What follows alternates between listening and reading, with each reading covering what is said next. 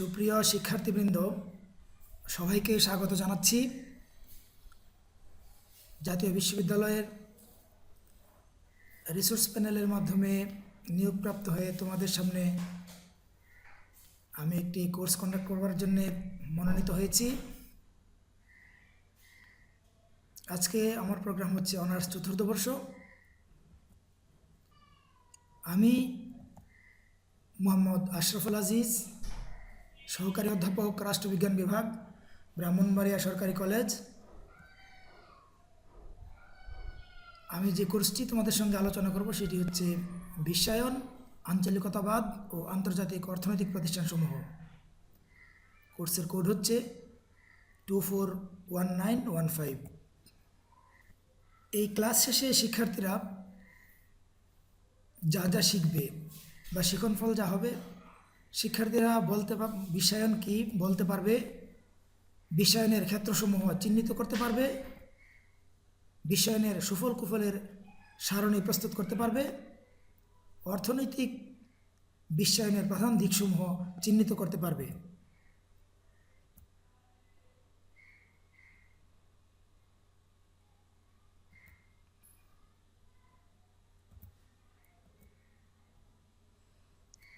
প্রিয় শিক্ষার্থীবৃন্দ, বিশ্বায়নের এই কোর্সে আলোচনার প্রথমেই আমাদেরকে বিশ্বায়ন সম্পর্কে একটু ধারণা দিতে হবে। বিশ্বায়নের যে প্রাথমিক ধারণা, আজ থেকে প্রায় 150 বছরের অধিক পূর্বে বিশিষ্ট ফরাসি দার্শনিক লেখক ভিক্টর হুগো ভবিষ্যদ্বাণী করেছিলেন, সৈন্যবাহিনীর আক্রমণকে প্রতিরোধ করা যায়, কিন্তু কোনো ধারণার প্রবাহকে বাধাদান করা অসম্ভব ব্যাপার এবং সেরকম সময় সমাগত। An invasion of an armies can be resisted, but not an idea whose time has come. এরপর 1960-এর দশকে মার্শাল ম্যাকলুহান যে বিশ্বগ্রাম ধারণা জন্ম দেন, ঠান্ডা লড়াই চলার শেষ পর্যায় থেকে শুরু করে মার্কিন যুক্তরাষ্ট্র সেই ধারণাটিকে নিজ উদ্দেশ্য পূরণের কাজে ব্যবহার করার যে প্রয়াস পায়, ওই লড়াইয়ের পরিসমাপ্তির পর বিশ্বের বুকে একচ্ছত্র পরাশক্তি হিসেবে বিরাজমান সেই দেশটি তার সম্মুখ পানে এগিয়ে নেবার এক অপূর্ব সুযোগ লাভ করে। আমাদেরকে এই কোর্সের অন্তত 10টি ক্লাস পরিচালনা করতে হবে। সবগুলি ক্লাসের জন্যই যে ধারণাটিকে খুব ভালো করে বুঝতে পারতে হবে সেটি হচ্ছে বিশ্বায়ন কি। বিশ্বায়ন কি এটি খুব ভালো করে যদি আমরা বুঝতে না পারি, তাহলে আমরা বিশ্বায়ন সংশ্লিষ্ট বা কোর্স সংশ্লিষ্ট অন্যান্য ধারণাগুলিও ভালো করে বুঝতে পারবো না। বিশ্বায়নকে এটি বলতে গেলে প্রথমেই বলতে হবে যে বিশ্বায়ন হচ্ছে আসলে একটি মাল্টি ডাইমেনশনাল কনসেপ্ট বা বহুমাত্রিক ধারণা। এটি কোনো সুনির্দিষ্ট ধারণা নয়। বিশ্বায়ন বলতে অতি সংক্ষেপে বাণিজ্য উদারীকরণের মাধ্যমে অবাধ বাণিজ্য নীতি অনুসরণ করে মুক্তবাজার অর্থনীতিকে বিশ্বব্যাপী ছড়িয়ে দেওয়া বোঝায়। বিশ্বায়নের ব্যাখ্যায় যারা অর্থনৈতিক মানদণ্ডকে প্রাধান্য দেন, তারা অর্থনৈতিক একত্রীকরণ অর্থে বিশ্বায়ন কথাটিকে ব্যবহার করার পক্ষপাতী।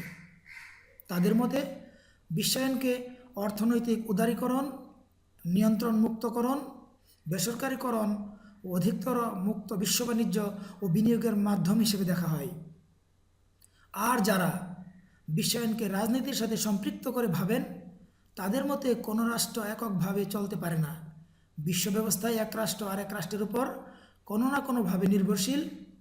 ব্যবসায় বাণিজ্যের কারণে হোক বা পররাষ্ট্রনীতির কারণেই হোক, তারা বিশ্বের সকল জনগোষ্ঠীকে অভিন্ন বিশ্বের বাসিন্দা ভাবতে বেশি পছন্দ করেন। ধারণা দুটি কিন্তু পরস্পর বিচ্ছিন্ন নয়, বরং একই রূপান্তর প্রক্রিয়ার ভেতরে আন্তঃসম্পর্কের বিষয়টি বিশেষভাবে বিবেচ্য।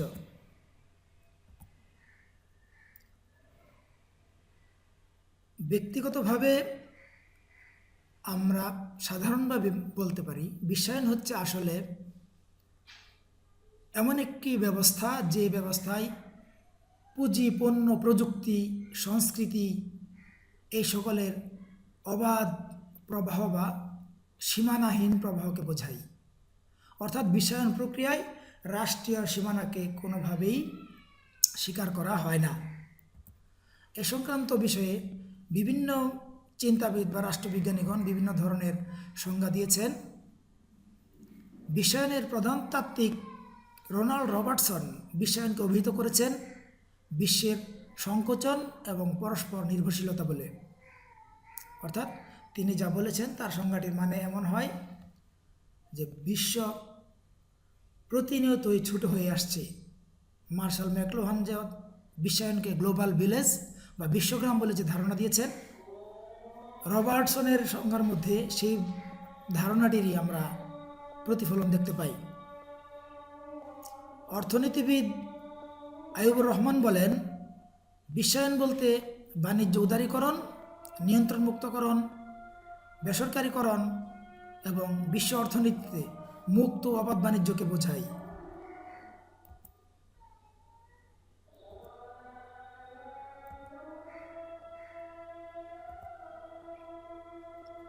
Globalization means trade liberalization such as deregulation, privatization and free trade in the global economy.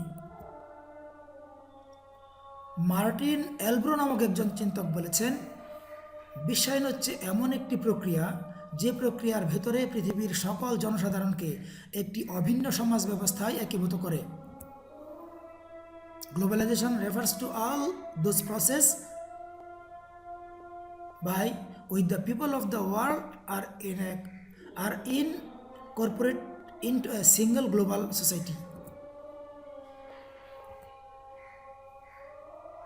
খুব সংক্ষেপে বলা যায়, পুঁজিপণ্য, প্রযুক্তি ও সংস্কৃতির রাষ্ট্রীয় সীমানার তোয়াক্কা না করে বিশ্বব্যাপী অবাধ বিচরণের যে সুযোগ বা ব্যবস্থা, তাই বিশ্বায়ন। যদিও এক দেশ থেকে অন্য দেশে পুঁজি, পণ্য, প্রযুক্তি ও সংস্কৃতির অবাধ চলাচলকে সমর্থনকারী বিশ্বায়ন সকল দেশের জন্য পারস্পরিকভাবে হিতকারী বলে পরিগণিত হওয়া উচিত, এবং সেটা হলে এই প্রক্রিয়াটি আদর্শগত দিক থেকে আকর্ষণীয় মনে হওয়া স্বাভাবিক ছিল। কিন্তু বাস্তবে দেখা যায় যে বাণিজ্য, বৈদেশিক সাহায্য ও বিনিয়োগের অনুসারী বিশ্বায়ন অন্য উপায়ে ঔপনিবেশিকতাবাদ পুনরায় চালিয়ে দেবার সূক্ষ্ম চালের অধিক কিছু নয়।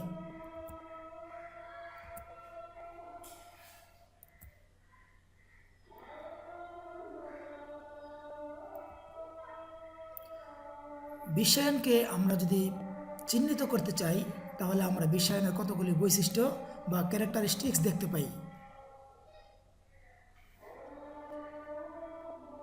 এক নম্বর হচ্ছে পণ্যের অবাধ প্রবাহ,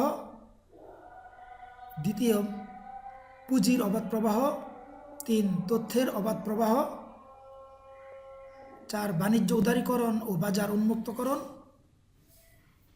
তথ্য প্রযুক্তির অবাধ বিকাশ, সংস্কৃতির অবাধ প্রসার, বহুজাতিক সংস্থার বিকাশ। পণ্যের অবাধ প্রবাহ বলতে আমরা খুব সহজেই বুঝতে পারি, পৃথিবীর যে কোনো অঞ্চলে উৎপাদিত যে কোনো পণ্য বিশ্বায়নের ব্যবস্থার কারণে পৃথিবীর অন্য যে কোনো প্রান্তে যাওয়ার জন্যে বা প্রবাহিত হওয়ার জন্যে, এক দেশ থেকে অন্য দেশে, এক অঞ্চল থেকে অন্য অঞ্চলে পণ্য প্রবাহের জন্যে কোনো রাষ্ট্রীয় সীমানা কার্যকর থাকতে পারে না। এটা হচ্ছে বিশ্বায়নের প্রথম বৈশিষ্ট্য। তারপর পুঁজির অবাধ প্রবাহ, পণ্যের মতো পুঁজিও একইভাবে প্রযোজ্য। পৃথিবীর যে কোনো অঞ্চল থেকে যে কোনো ব্যক্তি, উদ্যোক্তা বা সংগঠন বা সংস্থা পৃথিবীর যে কোনো প্রান্তে পুঁজি বিনিয়োগ করতে পারে, ব্যবসা বাণিজ্য পরিচালনা করতে পারে, এবং ব্যবসা বাণিজ্যের মাধ্যমে এসে যে অর্জিত মুনাফা বা লাভ, এটাকে সে আবার অন্যত্র যে আবার বিনিয়োগ করে আবার ব্যবসার জন্য কাজ করতে পারে। এখানে পুঁজির অবাধ প্রবাহকে স্বীকার করা হয় বা মেনে নিতে হয়। তথ্যের অবাধ প্রবাহ একইভাবে প্রযোজ্য। পৃথিবীর যে কোনো প্রান্তে বসে পৃথিবীর যে কোনো বিষয়ে যে কোনো তথ্য যখন তখন যে কোনো ব্যক্তি জানতে পারে, জানাতে পারে। এটি হচ্ছে তথ্যের অবাধ প্রবাহ। এই তথ্যের যে তরঙ্গ, এইটিকে কোনোভাবে আটকে রাখা যায় না। বাণিজ্য উদারীকরণ ও বাজার উন্মুক্তকরণ, ব্যবসা বাণিজ্য পরিচালনার ক্ষেত্রে বা বাজার ব্যবস্থার রেগুলেশনের ক্ষেত্রে অত্যন্ত উদার ও উন্মুক্তকরণ ব্যবস্থা পরিচালনা করা হয়। অর্থাৎ বিশ্বায়ন ব্যবস্থায় কোনো একটি রাষ্ট্র তার বাজারকে কেবলমাত্র নিজের জন্য ধরে রাখতে পারে না, অন্যান্য রাষ্ট্রের জন্য বা অন্যান্য সংস্থার জন্য এই বাজারকে উদারভাবে খুলে দিতে হয়, যেন অন্যান্য কোনো রাষ্ট্রের কোনো উৎপাদিত দ্রব্য বা পণ্য সহজে বাজারে প্রবেশ করতে পারে। একইভাবে প্রথমোক্ত রাষ্ট্রের কোনো পণ্য অন্য বাজারে সহজে প্রবেশ করতে পারে, উদারভাবে সেটি প্রবেশ করার সুযোগ দিতে হয়, বাজারকে উন্মুক্ত করে রাখা হয়। তথ্য প্রযুক্তির অবাধ বিকাশ, তথ্য প্রযুক্তির বিকাশের ক্ষেত্রেও বিশ্বায়ন একটি গুরুত্বপূর্ণ ভূমিকা পালন করে যাচ্ছে। বিশ্বায়ন ব্যবস্থার কারণে তথ্য প্রযুক্তির অবাধ বিকাশ সম্ভব হয়েছে। আর বিশ্বায়ন প্রক্রিয়ার কারণে সংস্কৃতির অবাধ প্রসার আজ দিগন্তের সীমানাকে ছাড়িয়ে যাচ্ছে। উন্নত সংস্কৃতির বিভিন্ন বিষয় সাধারণভাবে তৃতীয় বিশ্বের উন্নয়নশীল বা অনুন্নত দেশগুলির মধ্যে প্রবেশ করতে পারে কোনো রকম বাধা নিষেধ ছাড়াই, এবং উন্নয়নশীল অনুন্নত দেশের নাগরিকগণ, সমাজে বসবাসকারী মানুষগণ চোখ ধাঁধানো উন্নত বিশ্বের সংস্কৃতিকে সহজেই গ্রহণ করে, যদিও সবসময় এই গ্রহণ তাদের জন্যে কল্যাণকর হয় না, কিন্তু এই সংস্কৃতির ঝাঁজ এবং ধাঁধা এত চমকপ্রদ, আকর্ষণীয় যে এগুলিকে অস্বীকার করা যায় না। বিশ্বায়ন প্রক্রিয়া এগুলিকে অবাধ প্রসারের ব্যবস্থা করে দিয়েছে। বিশ্বায়নের বৈশিষ্ট্যসমূহের মধ্যে সর্বশেষ যেটি আমরা বলবো, এটি হচ্ছে বহুজাতিক সংস্থার বিকাশ বা মাল্টিন্যাশনাল কোম্পানির উদ্ভব। যেহেতু পণ্য, পুঁজি, তথ্য এবং তথ্য প্রযুক্তির সংস্কৃতির অবাধ বিকাশ এবং অবাধ প্রবাহ সম্ভব হয়েছে, এই সুযোগে অনেক বহু জাতিক সংস্থার বিকাশ বা মাল্টিন্যাশনাল কোম্পানির উদ্ভব হয়েছে, যারা বিশ্বব্যাপী নিজেদের ব্যবসা বাণিজ্য পরিচালনা করে মুনাফা অর্জন করার সুযোগ পাচ্ছে।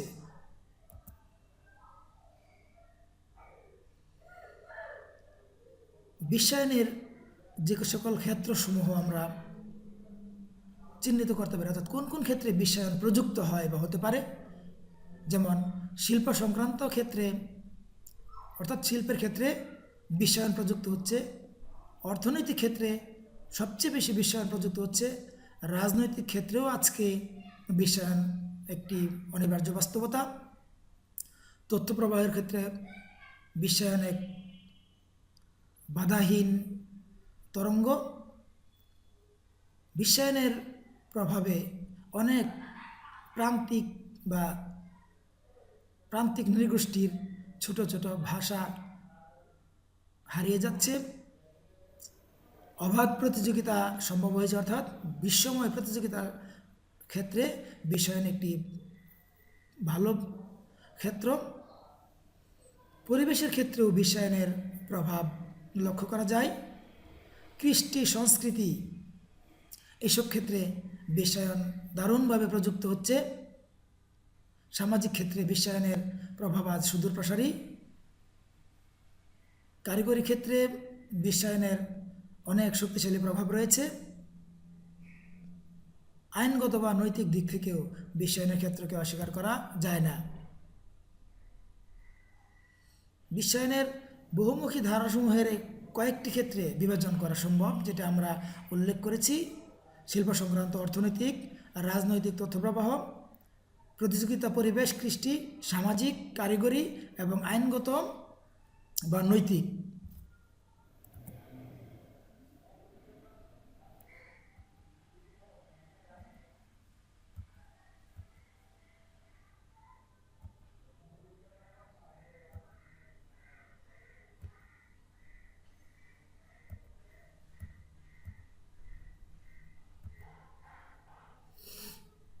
এই বিশ্বায়নের বহুমুখী ধারাসমূহের কয়েকটি ক্ষেত্রে বিবেচন করার এই বিষয়টি আমরা পেয়েছি তথ্যসূত্র, গ্রন্থপঞ্জি Amartya Sen, development as freedom, Oxford,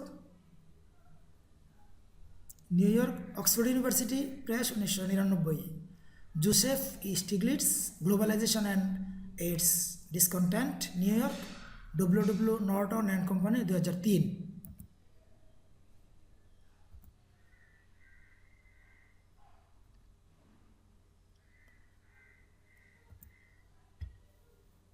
বিশ্বায়নের অনেক ধরনের প্রভাব বা ফলাফল সারা বিশ্বময় আজ দেখতে পাওয়া যায়। এই ফলাফল যে কোনো প্রতিষ্ঠানেরই, যে কোনো ব্যবস্থারই দু ধরনের ফলাফল থাকে, একটা ইতিবাচক ফলাফল, একটি নেতিবাচক ফলাফল। বিশ্বায়নের ইতিবাচক ফলাফল হচ্ছে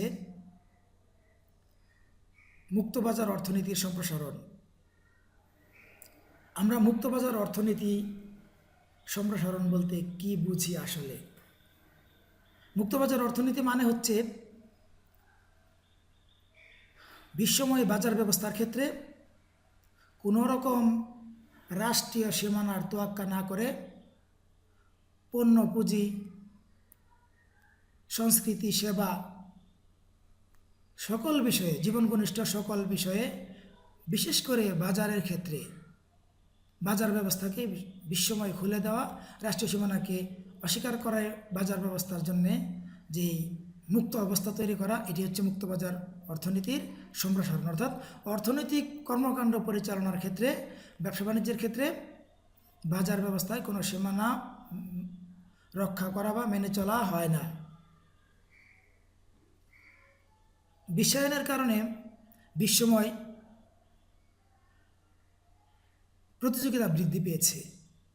যে সকল দেশ, সংস্থা বা ব্যক্তি মানসম্পন্ন পণ্য সেবা উৎপাদন করতে পারবে, সে সকল মানসম্পন্ন সেবা ও পণ্য পৃথিবীর যে কোনো জায়গায়, যে কোনো ক্ষেত্রে প্রতিযোগিতার মাধ্যমে টিকে থেকে ওখানে চলে যেতে পারবে এবং বাজার দখল করতে পারবে।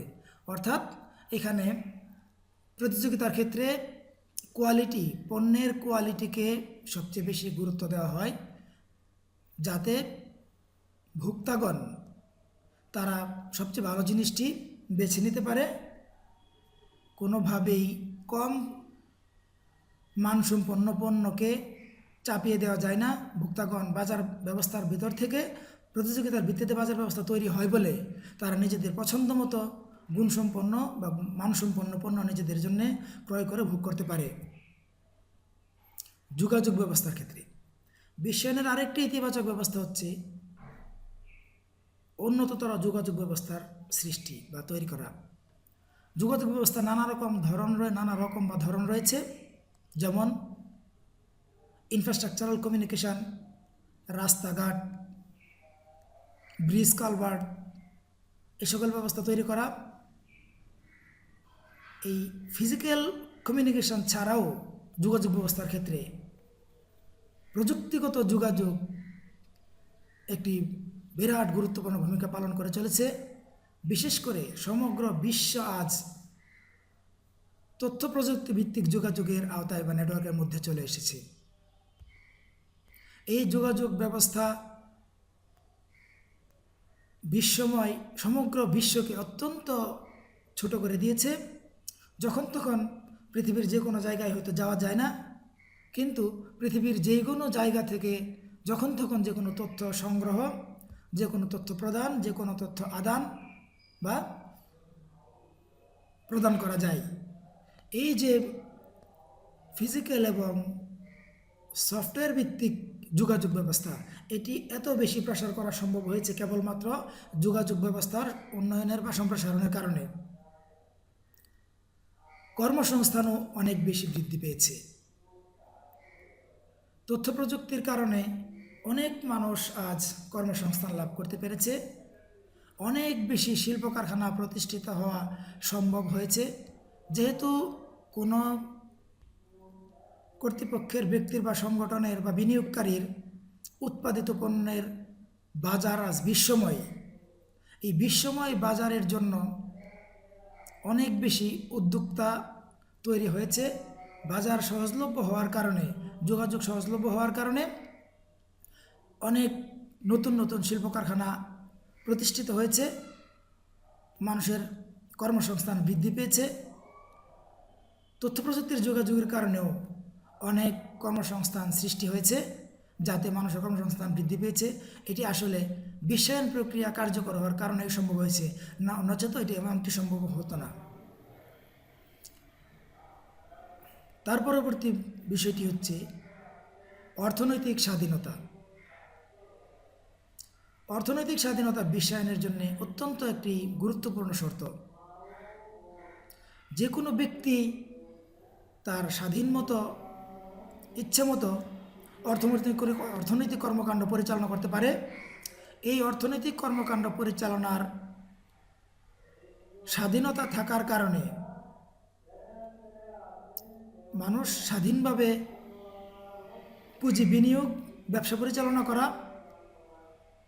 অর্থ ব্যয় করা, মুনাফা অর্জন করা, সেই মুনাফা অন্যত্র আবার বিনিয়োগ করে আরও বেশি মুনাফা লাভের চেষ্টা করা, এইটি সম্ভব হয়েছে কেবলমাত্র বিশ্বায়নের সুবাদে। এই অর্থনৈতিক স্বাধীনতা না থাকলে, মানে বিশ্বায়ন ব্যবস্থা যদি প্রতিষ্ঠিত না হতো, তাহলে মানুষ অর্থনৈতিকভাবে এতটা স্বাধীনতা লাভ করতে পারত বলে আশা করা যায় না। শিক্ষা ব্যবস্থার উন্নয়ন।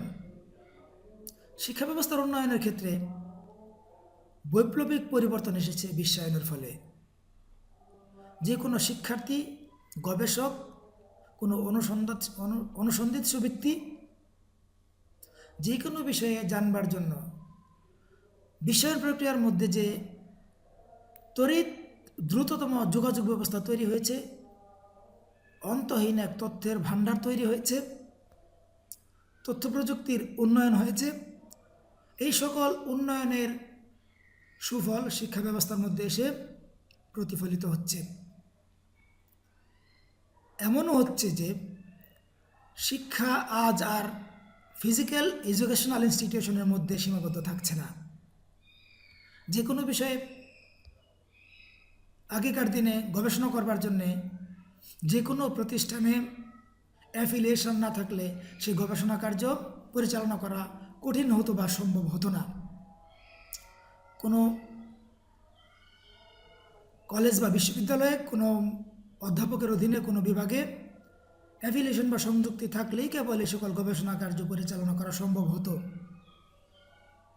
কিন্তু এই বিশ্বায়ন প্রক্রিয়ায় পূর্বোল্লেখিত অন্যান্য বিষয়গুলির সুযোগ সুবিধা অবাধ হয়ে যাওয়ার কারণে শিক্ষা ব্যবস্থার ক্ষেত্রে যে কোনো ব্যক্তি ঘরে বসে যে কোনো বিষয়ে গবেষণা কার্য পরিচালনা করবার জন্য যে কোনো ধরনের তথ্য উপাত্ত সংগ্রহ, বিশ্লেষণ, প্রচার প্রসার এই সকল কর্মকাণ্ড পরিচালনা করতে পারে। বিশ্বায়নে শিক্ষা ব্যবস্থার উন্নয়নের ক্ষেত্রে বৈপ্লবিক পরিবর্তন এনে দিয়েছে। বিশ্বায়ন না হলে এই ব্যবস্থাটি, শিক্ষা ব্যবস্থার উন্নয়নের ক্ষেত্রে এমন বৈপ্লবিক পরিবর্তন হয়তো হতে পারত না।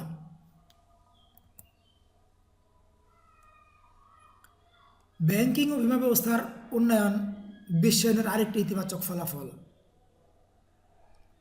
আমরা সবাই জানি আজ থেকে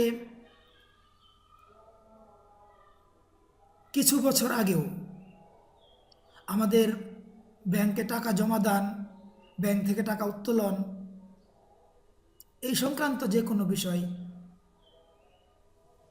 তথ্য জানার জন্য, এই সংক্রান্ত সকল কর্মকাণ্ড পরিচালনার জন্যে আমাদেরকে সশরীরে ব্যাংকে উপস্থিত হওয়া ছাড়া কোনো বিকল্প ছিল না। কিন্তু বিশ্বায়ন প্রক্রিয়া বাস্তবায়নের কারণে বিশ্বায়নের ইতিবাচক ফলাফল হিসাবে তথ্য প্রযুক্তির বৈপ্লবিক পরিবর্তন ও উন্নয়নের কারণে আজকে আমাদের ব্যাংকের সকল কার্যক্রম আমরা ঘরে বসে পরিচালনা করতে পারি। আমরা ব্যাংক থেকে স্থিতি জানা, ব্যাংক থেকে মোবাইলের মাধ্যমে টাকা প্রেরণ, ব্যাংক থেকে টাকা এটিএম কার্ডের মাধ্যমে উত্তোলন, ব্যাংকে টাকা জমা দান, এসব কোনো কিছুর জন্যেই আজকে আমাদের আর সশরীরে ব্যাংকে উপস্থিত হতে হয় না। আমরা ঘরে বসে মোবাইলের মাধ্যমে বা আমাদের ল্যাপটপ, ডেস্কটপের মাধ্যমে আমরা এই সকল কর্মকাণ্ড পরিচালনা করতে পারি। এটি সম্ভব হয়েছে বিশ্বায়ন ব্যবস্থার ইতিবাচক ফলাফল হিসেবে। বীমার ক্ষেত্রেও একই অবস্থা প্রযোজ্য। বীমা ব্যবস্থার উন্নয়নে বিশ্বায়ন এক সুদূর প্রসারী সুবিধা আমাদের জন্য তৈরি করে দিয়েছে।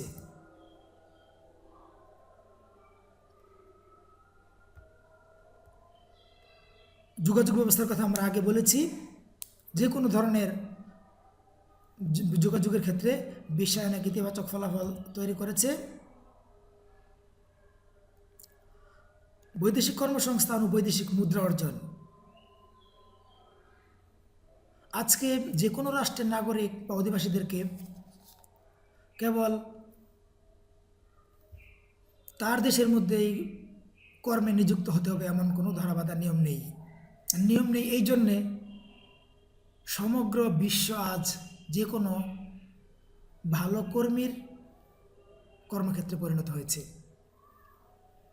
আধুনিক প্রযুক্তিগতভাবে উন্নত, শিল্পোন্নত তথ্য প্রযুক্তির বিশ্বে সবচেয়ে বেশি কদর হচ্ছে ওই সকল মানুষের যে মানুষ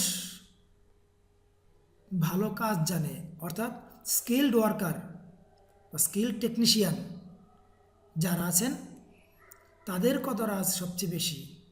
তথ্য প্রযুক্তি জীবনকে সহজতর করেছে, কিন্তু তথ্য প্রযুক্তি পরিচালনার জন্যে দক্ষ বা স্কিল টেকনিশিয়ানের দরকার হয়। যে কোনো বিষয়ে দক্ষ কর্মী বা স্কিল্ড ওয়ার্কার থাকলে সমগ্র বিশ্বে তার অনেক কদর রয়েছে, তার কর্মসংস্থানের কোনো অভাব হয় না। এ কারণে উন্নত বিশ্ব তো বটেই, উন্নয়নশীল বা অনুন্নত দেশের মধ্যেও যে সকল দক্ষ কর্মী বা স্কিল্ড ওয়ার্কার রয়েছে তাদের আজ বিশ্বময় কর্মক্ষেত্র তৈরি হয়েছে। তারা দেশের বাইরে নিজের দক্ষতা যোগ্যতা প্রমাণ করে কর্মসংস্থান করতে পারছে, নিজ দেশের জন্যে প্রচুর পরিমাণে রেমিট্যান্স সংগ্রহ করে নিয়ে আসছে, যা তাদের নিজ নিজ দেশের অর্থনৈতিক উন্নয়নে উল্লেখযোগ্য ভূমিকা পালন করছে। এইভাবে দক্ষ কর্মী এবং দক্ষ টেকনিশিয়ানের মাধ্যমে আমরা বৈদেশিক কর্মসংস্থান যেমন লাভ করতে পারি, প্রচুর পরিমাণে বৈদেশিক মুদ্রাও আমরা অর্জন করতে পারি।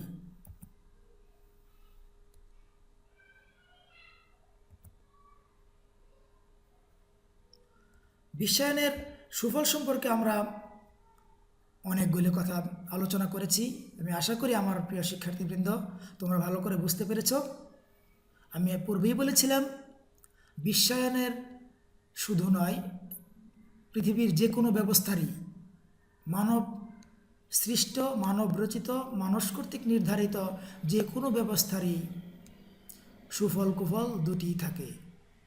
কখনো সুফল বেশি হয়, কখনো কুফল বেশি হয়, তবে শুধুমাত্র সুফল থাকে এমন কোনো বিষয় মানুষের জন্য থাকতে পারে না। বিশ্বায়নের সেই অর্থে বিশ্বায়নের কুফল নিশ্চয়ই রয়েছে। বিশ্বায়নের কুফলের মধ্যে একটি হচ্ছে ধনী দরিদ্রের বৈষম্য ও মানব বঞ্চনা। ধনী দরিদ্রের বৈষম্যের কথা বলতে গেলে আমরা বলবো পৃথিবীতে উন্নত দেশগুলিতে জনসংখ্যা কম এবং তাদের জনসংখ্যাকে যথাযথ মানে ও পর্যায়ে শিক্ষিত করতে পারার কারণে সাধারণভাবে উন্নত বিশ্বের জনগণ নানা বিষয়ে দক্ষ হয়ে গড়ে ওঠে। তাদের প্রচুর পরিমাণ পুঁজি এবং প্রযুক্তিও রয়েছে। তাদের দক্ষ জনগোষ্ঠী বিপুল পরিমাণ পুঁজি, শক্তিশালী প্রযুক্তি এসবের কারণে তারা আরও বেশি বৈশ্বিক পর্যায়ে অর্থ উপার্জন, মুনাফা লাভ, পুঁজি বিনিয়োগ, সেখান থেকে আবার মুনাফা লাভ করা সম্ভব হচ্ছে। অন্যদিকে তৃতীয় বিশ্বের জনগণ সাধারণত অর্থনৈতিক বঞ্চনার কারণে, যথাযথ শিক্ষিত হতে না পারার কারণে তারা দক্ষ জনবল হিসেবে গড়ে উঠতে পারে না। তাদের যথেষ্ট পুঁজি না থাকার কারণে পুঁজি বিনিয়োগ হয় না, প্রযুক্তি না থাকার কারণে তারা বিনিয়োগ করবার জন্য প্রযুক্তিগত সুবিধা বা সহযোগিতাও পায় না। সঙ্গত কারণে ফলশ্রুতিতে তৃতীয় বিশ্বের বিপুল সংখ্যক জনগোষ্ঠী সম্পদে পরিণত না হয়ে আপদে পরিণত হয়ে যায়। একদিকে উন্নত ধনী বিশ্বের জনগোষ্ঠী দক্ষ হয়ে উঠছে, তাদের বিপুল পুঁজি শক্তিশালী প্রযুক্তি থাকার কারণে তারা আরও বেশি মুনাফা বা অর্থ উপার্জনের জন্য কাজ করতে পারে। অন্যদিকে তৃতীয় বিশ্বের অদক্ষ, অশিক্ষিত, অল্প শিক্ষিত জনগোষ্ঠী একদিকে, আর সেই সঙ্গে তাদের পুঁজি না থাকার কারণে বিনিয়োগ হয় না, প্রযুক্তি না থাকার কারণে পুঁজিকে কাজে লাগিয়ে আবার তারা বিনিয়োগ করে মুনাফা লাভের চেষ্টাও করতে পারে না। এই কারণে সঙ্গতভাবেই ধনী দেশ এবং দরিদ্র দেশ অথবা ধনিক শ্রেণী এবং দরিদ্র শ্রেণীর মধ্যে বিরাট ধরনের এক বৈষম্য তৈরি হচ্ছে। একদল মানুষ বিপুল পরিমাণ সুযোগ সুবিধা ভোগ করছে, আর একদল মানুষ প্রচণ্ড রকম বঞ্চনার মধ্যে নিপতিত হচ্ছে। এটি বিশ্বায়নের একটি মারাত্মক কুফল। ধনী দরিদ্র বৈষম্য বৃদ্ধি পাওয়ার কারণে একদল মানুষ অনেক বেশি ধনী হচ্ছে, আর একদল মানুষ দিন দিন দরিদ্র থেকে দরিদ্রতর হচ্ছে। বিশ্লেষকগণ বলে থাকেন, পৃথিবীর প্রায় 90% অর্থ রয়েছে পৃথিবীর সেরা 10% ধনী লোকের কাছে, আর পৃথিবীর 10% সম্পদ বা অর্থ রয়েছে পৃথিবীর বাকি 90% মানুষের কাছে। এই যে ধনী দরিদ্রের বৈষম্য, এটি দিন দিন আরও প্রকট হচ্ছে। কোনো কোনো বিশ্লেষক এমনও বলেন যে পৃথিবীর সম্পদের 90% রয়েছে মাত্র 5% ধনী লোকের হাতে। এখান থেকে আমরা বুঝতে পারি ধনী দরিদ্রের বৈষম্য বঞ্চনা কী পরিমাণে তৈরি হচ্ছে। পরিবেশ বিপর্যয় হচ্ছে বিশ্বায়নের আরেকটি কুফল। বিশ্বায়নের ফলে আমরা আগেও বলেছি প্রচুর পরিমাণ শিল্প উন্নয়ন হচ্ছে, শিল্প কারখানা প্রতিষ্ঠিত হয়েছে, আরও হচ্ছে। এই শিল্পায়নের ফলে শিল্প কারখানার ধোঁয়া, গাড়ি থেকে নির্গত ধোঁয়া, নানা ধরনের কার্বন ডাইঅক্সাইড ও কার্বন মনোক্সাইড গ্যাসের উদ্গীরণ, নানা ধরনের গ্যাসীয় পদার্থের উদ্গীরণের কারণে, অনেক ধরনের বর্জ্য উৎপাদনের কারণে পৃথিবীময় পরিবেশ আজ বিপর্যয়ের সম্মুখীন। এই পরিবেশকে যদি আমরা সুরক্ষা করতে না পারি, তাহলে আগামী দিনে আমাদের জীবন, পৃথিবীতে মানব বসতি হুমকির মুখে পড়বে। এই ধারণাটি বা বক্তব্যটি আমার নয়, এই সম্পর্কে পরিবেশ যে বিশেষজ্ঞগণ রয়েছেন তারাই এমন বক্তব্য প্রদান করেছেন।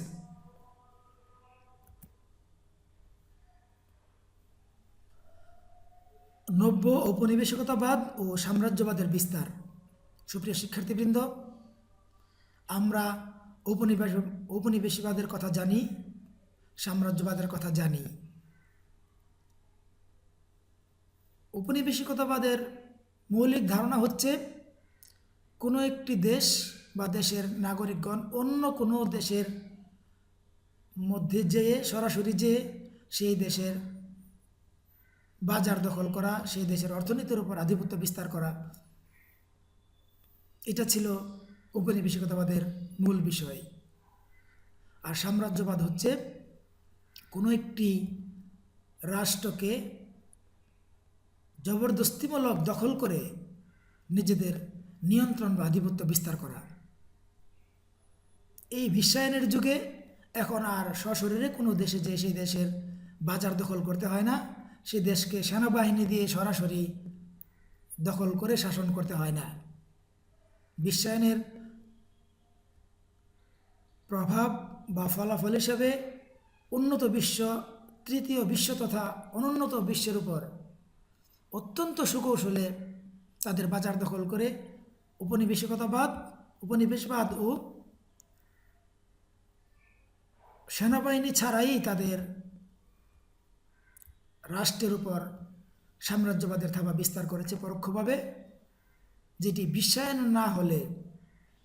বিশ্বায়নের ব্যবস্থা প্রতিষ্ঠিত না হলে এটি কোনোদিনই করা সম্ভব হতো না। তাই বলা যায় যে নব্য উপনিবেশবাদ ও সাম্রাজ্যবাদের বিস্তার বিশ্বায়নের একটি অত্যন্ত মারাত্মক কুফল। বিশ্বায়নের আরও একটি বড় কুফল হচ্ছে স্থানীয় উদ্যোগ বিকশিত হতে পারছে না।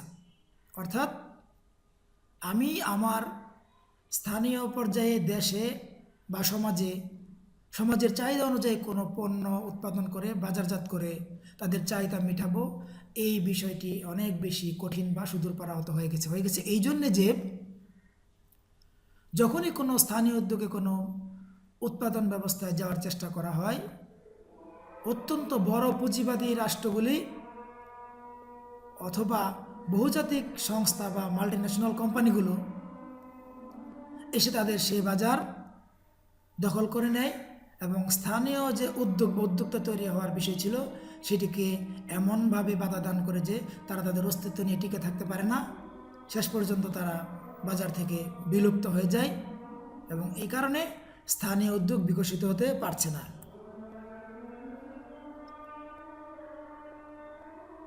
বেকার সমস্যা বৃদ্ধিও বিশ্বায়নের একটি কুফল। যেখানে শ্রমিকগণ নিজেদের শরীর আর হাত দিয়ে কাজ করতে হতো, বুদ্ধি খাটিয়ে কাজ করতে হতো, সেই জায়গা আজ দখল করেছে প্রযুক্তি।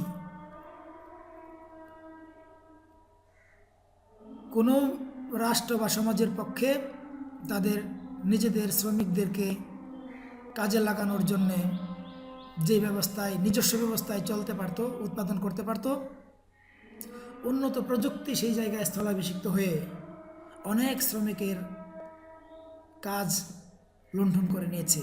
অর্থাৎ প্রযুক্তি আজ মানুষের শ্রমের জায়গাকে দখল করে ফেলেছে। সে শ্রমিকগুলি আজ কর্মহীন বেকারে পরিণত হয়েছে।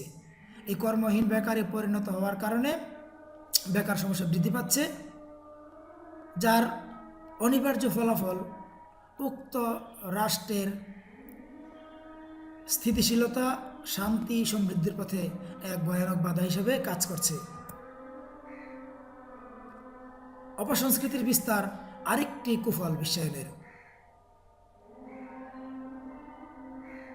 সংস্কৃতি একটি পরিবর্তনশীল বিষয়, এটি ঠিক। সংস্কৃতি সবসময় পরিবর্তন হয়ে থাকে, এটা একটা ধারাবাহিক প্রক্রিয়ায় হয়, ধীরে ধীরে হয়।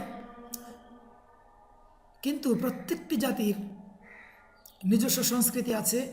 এই সংস্কৃতির মধ্যে পরিবর্তন হলেও সেটি একটি সুনির্দিষ্ট প্রক্রিয়ার মধ্যে ধীরে ধীরে হয়। যেই প্রক্রিয়াটি বা পরিবর্তনটি তারা নিজেদের মধ্যে রপ্ত করে নিতে পারে, তাদের মধ্যে বড় ধরনের কোনো সমস্যা তৈরি হয় না, তারা সেইভাবে নিজেদেরকে তৈরি করে নিতে পারে। কিন্তু বিশ্বায়নের কারণে উন্নত বিশ্বের গোলক ধাঁধা লাগানো চটকদার সংস্কৃতি, অন্যান্য রাষ্ট্রের মূল্যবোধ, ধর্ম, সমাজ, সংস্কৃতি এসবের কোনো তোয়াক্কা না করে তাদের সংস্কৃতিকে এমনভাবে আমাদের উপর চাপিয়ে দিচ্ছে বা তৃতীয় বিশ্বের উন্নয়নশীল ও অনুন্নত দেশগুলোর উপর চাপিয়ে দিচ্ছে। এই অপসংস্কৃতির বিস্তারের কারণে সমাজ জীবনে নানা ধরনের অসঙ্গতি, সংকট দেখা দিচ্ছে, পারিবারিক বন্ধন ছিন্ন হয়ে যাচ্ছে, সমাজ কাঠামোর যেই সংহতিপূর্ণ অবস্থা, সামাজিকভাবে মিলেমিশে বসবাস করার, পরস্পরকে সহযোগিতা ও সহমর্মিতার যেই মানসিকতা ও সংস্কৃতি তৃতীয় বিশ্বের দেশগুলিতে ছিল অথবা আছে, সেগুলিকে অত্যন্ত জোরে ধাক্কা মেরে সরিয়ে দিয়ে সেই জায়গা দখল করে নিচ্ছে অপসংস্কৃতি, পশ্চিমা আকাশ সংস্কৃতির মাধ্যমে আগত অপসংস্কৃতি। এই সংস্কৃতির বিস্তারের কারণে সমাজ ব্যবস্থার স্থিতিশীলতা, শান্তি বিনষ্ট হচ্ছে। বিশ্বায়ন না হলে এইরকম সমাজ ও রাষ্ট্রের যে অস্থির অবস্থা এটি তৈরি হতো না, পারিবারিক জীবন বিনষ্ট হতো না।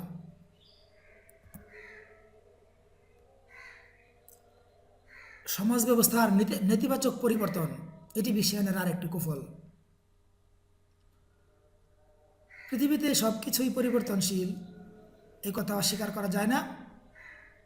মানব সমাজও পরিবর্তনশীল। পরিবর্তনের ধারাবাহিকতায়, পরিবর্তনের প্রক্রিয়ার মধ্য দিয়েই মানব সমাজ বা জাতি এগিয়ে যাচ্ছে। কিন্তু পরিবর্তনের জন্যে সবসময় যেন তেন জিনিস যখন যা সামনে আসে তাকে গ্রহণ করলেই হয় না। পরিবর্তন কাম্য, কিন্তু সেটি ইতিবাচক পরিবর্তন। ইতিবাচক পরিবর্তন, পরিবর্তন দু ধরনের হয়, ইতিবাচক পরিবর্তন ও নেতিবাচক পরিবর্তন। ইতিবাচক পরিবর্তন সমাজকে অগ্রগতির দিকে নিয়ে যায়, জীবনকে সমৃদ্ধ করে, ব্যক্তি, পরিবার এবং সমাজ জীবনে শান্তির বিস্তার ঘটায়। কিন্তু বিশ্বায়নের কারণে ধনী উন্নত বিশ্বের সংস্কৃতির নামে আমাদের এখানে যে অপসংস্কৃতি চলে আসছে, এই কারণে আমাদের সমাজ জীবনে নানা ধরনের নেতিবাচক পরিবর্তন বা লক্ষণ দেখা দিচ্ছে, যেটি এই সমাজ ব্যবস্থায়, তৃতীয় বিশ্বের সমাজ ব্যবস্থায় কোনোদিনই পরিলক্ষিত হয়নি, কোনোদিন কল্পনাও করা যায়নি। পশ্চিমা উগ্র সংস্কৃতির আগ্রাসনের কারণে আমাদের সমাজ ব্যবস্থায় সে নেতিবাচক পরিবর্তন চলে আসছে। সমাজ ব্যবস্থা কখনো কোনো ভেঙে পড়ছে, কখনো অস্থিরতায়, সংকটে নিপতিত হয়ে প্রাণ বাঁচানো দায়ী হয়ে যাচ্ছে। জীবনযাত্রার অস্থিরতা। একজন সাধারণ মানুষ যে তার সাধারণ ইনকাম দিয়ে খেয়ে পরে বেঁচে আছে, মোটামুটি স্বাভাবিক জীবনযাপন করছে, তার জীবনের এই স্থিরতা বা স্থিতিশীলতা অনেক বেশি হুমকির সম্মুখীন হয়ে গেছে। কারণ প্রতিদিন নানা রকম ইলেকট্রনিক মিডিয়ার মাধ্যমে তার সামনে উপস্থাপিত হচ্ছে অত্যন্ত জৌলুসপূর্ণ জীবনের প্রতিচ্ছবি। এই জৌলুসপূর্ণ জীবনের প্রতিচ্ছবি তার মধ্যে যে আকাঙ্ক্ষা তৈরি করছে, এই আকাঙ্ক্ষা বাস্তবায়ন সাধারণভাবে মানুষগুলির পক্ষে সম্ভব হয় না, হচ্ছে না। এই সাধারণভাবে এই জীবনযাত্রার আকাঙ্ক্ষার সঙ্গে জীবনযাত্রার বাস্তবিক সঙ্গতি বা সামঞ্জস্য না থাকার কারণে তাদের মধ্যে অনেক উচ্চাকাঙ্ক্ষা তৈরি হচ্ছে, এবং এই উচ্চাকাঙ্ক্ষা তৈরি হওয়ার কারণে তার নানা রকম অযৌক্তিক, অন্যায্য বা অন্যায় কর্মে লিপ্ত হচ্ছে। জীবনযাত্রায় যে স্থিরতা বা স্থিতিশীলতা ছিল সেটি নষ্ট হয়ে যাচ্ছে, তৈরি হচ্ছে জীবনযাত্রায় এক ধরনের অস্থিরতা। ব্যক্তি জীবনের এই অস্থিরতা পারিবারিক জীবনে অস্থিরতা তৈরি করছে, পারিবারিক জীবনের এই অস্থিরতা সমাজ এবং রাষ্ট্রের মধ্যে নেতিবাচক প্রভাব ফেলছে, যার কারণে ব্যক্তি, সমাজ এবং রাষ্ট্রে শান্তির জায়গায় অশান্তি তৈরি হচ্ছে, জীবন এক দুর্বিষহ বিষয়ে পরিণত হয়েছে।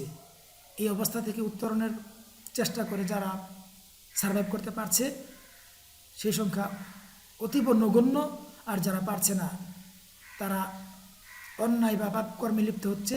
কখনো কখনো তারা টিকে থাকতে না পেরে আত্মহত্যার পথ পর্যন্ত বেছে নিচ্ছে।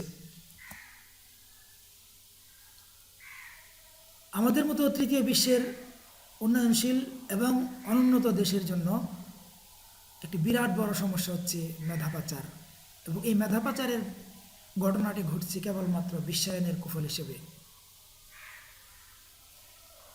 উন্নয়নশীল দেশের একটি সমাজে অনেক বেশি মেধাবী মানুষ তৈরি করা কঠিন হয়। অর্থের অভাব, পরিবেশের অভাব, নানা রকম প্রতিকূলতার কারণে অনেক বেশি সংখ্যায় আমরা মেধাবী মানুষ তৈরি করতে পারি না।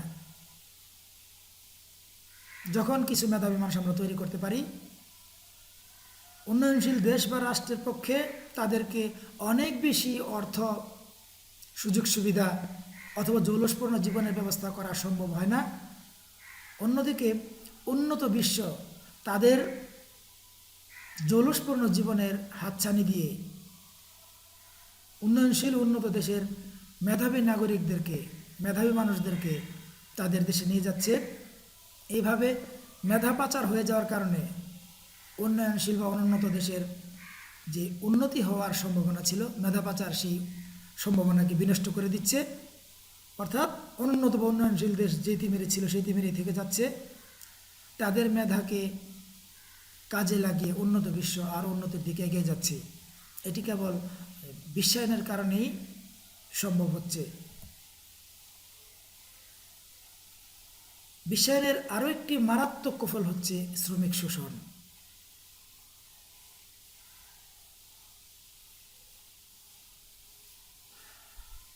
শিল্প কারখানায় সাধারণত শ্রমিকরা কাজ করে উৎপাদন করেন, সেই উৎপাদনের ফলাফল হিসেবেই শিল্প মালিক মুনাফা অর্জন করেন।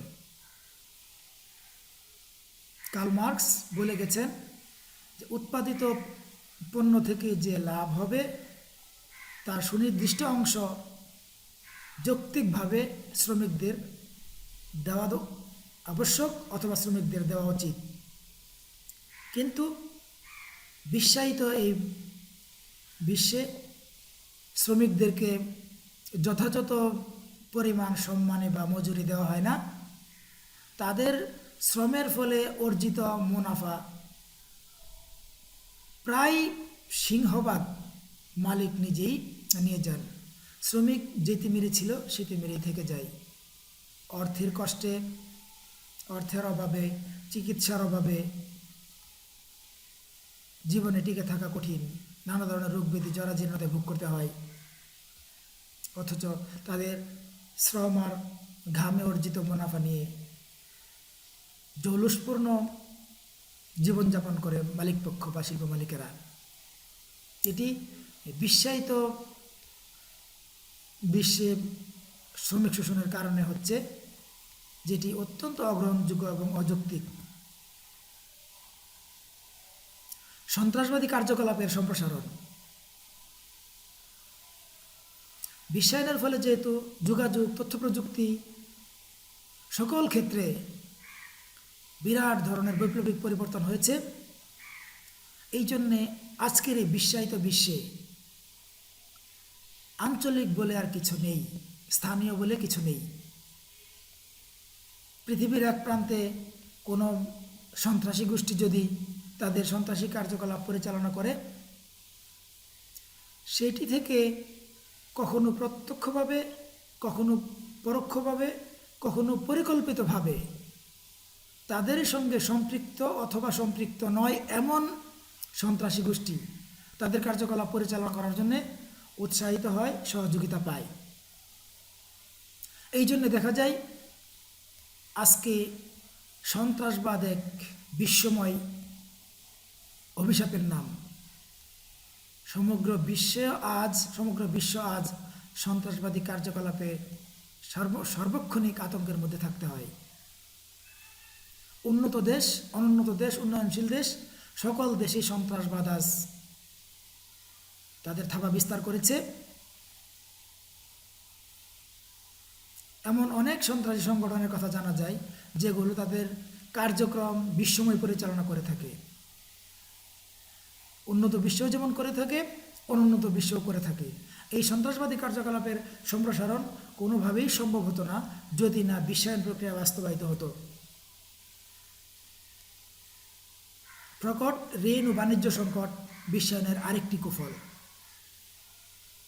বিশ্বায়ন ব্যবস্থায় যেহেতু আমরা আগে বলেছি উন্নত বিশ্ব তাদের বিপুল পুঁজি, শক্তিশালী প্রযুক্তি থাকার কারণে বিনিয়োগ থেকে মুনাফা অর্জন, আবার বিনিয়োগ, আবার মুনাফা অর্জন, এভাবে অর্থ সংগ্রহ করছে, মুনাফা লাভ করে অর্থের বিনিময়ে তারা বিশ্বময় তাদের প্রভাব খাটাচ্ছে, প্রভাব তৈরি করছে। এই কঠিন প্রতিযোগিতামূলক বাজারে অনেক রাষ্ট্র অর্থনৈতিক স্থিতিশীলতা ধরে রাখতে ব্যর্থ হচ্ছে এবং তারা তাদের এই অর্থনৈতিক স্থিতিশীলতা বজায় রাখবার জন্য আন্তর্জাতিক বা অর্থনৈতিক যেই প্রতিষ্ঠানগুলো আছে, যেমন বিশ্বব্যাংক, IMF, এই জাতীয় ADB, এই জাতীয় প্রতিষ্ঠানগুলোর কাছ থেকে ঋণ গ্রহণ করছে। এই ঋণ গ্রহণ করার কারণে একটা পর্যায়ে ঋণ তারা যাতে পরিশোধ করতে না পারার কারণে প্রকট ঋণ সংকটে পতিত হচ্ছে এবং ঋণ সংকটে পতিত হওয়ার কারণে তারা বাণিজ্য সংকটে পতিত হচ্ছে। কারণ ঋণে জর্জরিত কোনো ব্যক্তি বা প্রতিষ্ঠানের পক্ষে বা রাষ্ট্রের পক্ষে বিশ্ব বাণিজ্যে যথাযথভাবে টিকে থাকা, এগিয়ে যাওয়া সম্ভব হচ্ছে না। সঙ্গত কারণে তারা বাণিজ্য সংকটেও ভুগতে শুরু করে।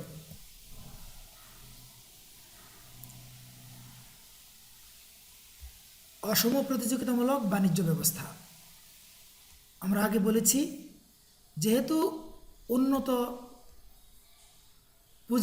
পুঁজিবাদী ধনী রাষ্ট্রসংঘগুলো বা সংস্থাগুলো তাদের বিপুল পুঁজির কারণে বাণিজ্যিক ব্যবস্থায় শুধু প্রভাবই তৈরি করেনি, তারা প্রভাব খাটিয়ে কৌশলে এমন কিছু আন্তর্জাতিক অর্থনৈতিক প্রতিষ্ঠান তৈরি করেছে, যে অর্থনৈতিক প্রতিষ্ঠানগুলো বিশ্ব বাণিজ্য পরিচালনার ক্ষেত্রে বিশ্ব বাণিজ্য নীতি নির্ধারণ, নীতি প্রণয়ন এবং বাণিজ্য পরিচালনা এই সকল ক্ষেত্রে তাদের নিজেদের স্বার্থে কাজ করে যাচ্ছে। এই সকল প্রতিষ্ঠানগুলোকে কাজে লাগিয়ে যেমন একটি বলতে পারি আমরা WTO বা ওয়ার্ল্ড ট্রেড অর্গানাইজেশন। এটি হচ্ছে বিশ্বের মধ্যে সবচাইতে শক্তিশালী পুঁজিপতি বা পুঁজিবাদী যে রাষ্ট্রগুলো, তাদের নিয়ন্ত্রণ এবং ইশারায় পরিচালিত হওয়ার কারণে বিশ্ব বাণিজ্যের ক্ষেত্রে দুর্বল অর্থনীতির দেশ বা উন্নয়নশীল দেশ বা অনুন্নত দেশের পক্ষে কোনো রকম প্রতিযোগিতায় টিকে থাকা সম্ভব হয় না। অর্থাৎ একটি অসম প্রতিযোগিতামূলক বাণিজ্য বিশ্বব্যাপী তৈরি হয়েছে। এটি বিশ্বায়ন এবং বিশ্বায়ন সংশ্লিষ্ট যে সকল প্রতিষ্ঠান তৈরি হয়েছে, যেগুলোকে কাজে লাগিয়ে বিশ্বায়ন প্রক্রিয়াকে তাদের নিয়ন্ত্রণে রেখে কাজ করা যায়, এসবের কারণে অসম প্রতিযোগিতামূলক বাণিজ্য ব্যবস্থা বিশ্বময় তৈরি হয়েছে।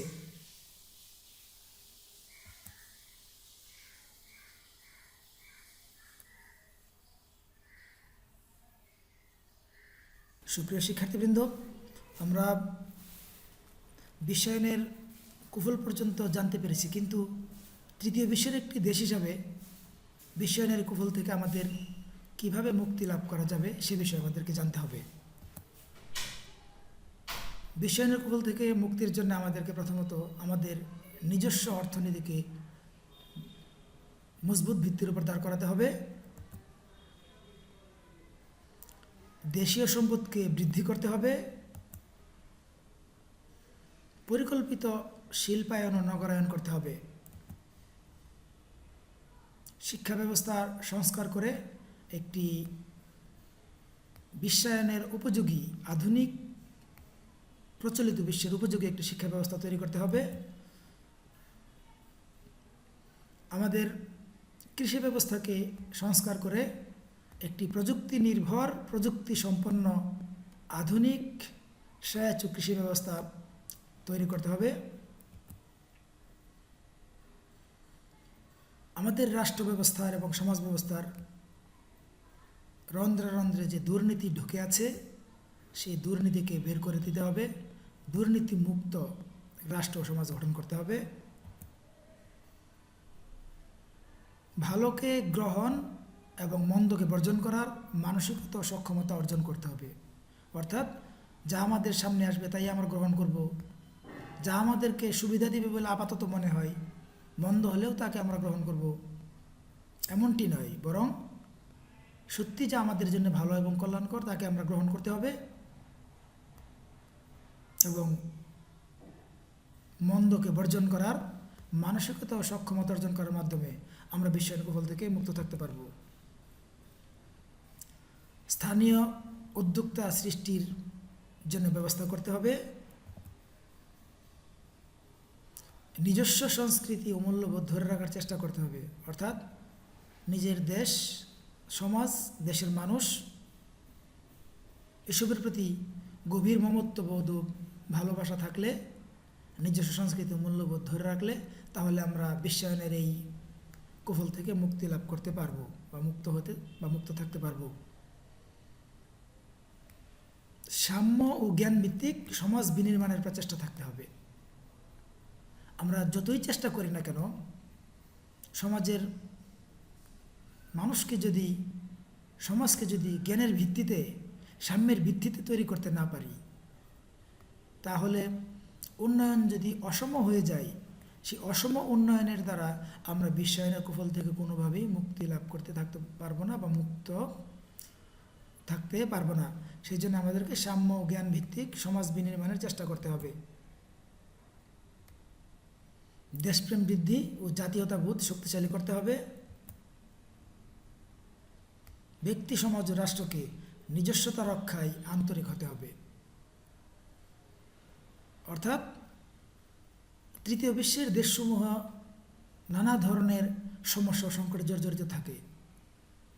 এই অবস্থায় কোনো একটি পক্ষ অর্থাৎ ব্যক্তি, সমাজ ও রাষ্ট্র কোনো একটি পক্ষের একক প্রচেষ্টাই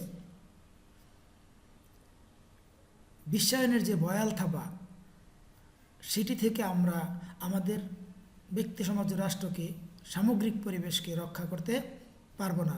এই জন্যে ব্যক্তি, সমাজ ও রাষ্ট্রকে নিজস্বতা রক্ষায় আন্তরিকভাবে প্রচেষ্টা গ্রহণ করতে হবে এবং ব্যক্তি, সমাজ ও রাষ্ট্রের প্রয়াস বা প্রচেষ্টার একটা সমন্বিত বাস্তবতা পরিলক্ষিত হলে তখনই আমরা কেবল বিশ্বায়নের কুফল থেকে নিজেদের মুক্ত রাখতে পারব এবং যে কোনো সমস্যা বা সমাধানের সংকটের ক্ষেত্রে আমাদেরকে নিজস্ব প্রচেষ্টায় সেই সমস্যা বা সংকট মোকাবেলার বা বের হয়ে আসার চেষ্টা করতে হবে। অর্থনৈতিক সমস্যার ক্ষেত্রে আমাদেরকে ঋণ নির্ভরতা কমাতে হবে, নিজস্ব অর্থনৈতিক ভিত তৈরি করার চেষ্টা করতে হবে।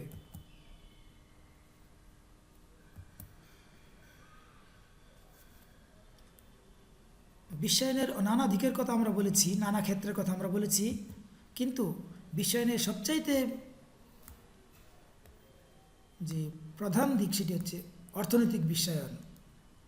অর্থনৈতিক বিশ্বায়নের প্রধান দিক হচ্ছে বিশ্ব বাণিজ্যের প্রসার, পুঁজি ও বিনিয়োগের প্রবাহ, পণ্য প্রবাহের প্রতিযোগিতা, অর্থনৈতিক প্রবৃদ্ধি, মেধা পাচার, বাজার ভিত্তিক মূল্য নির্ধারণ,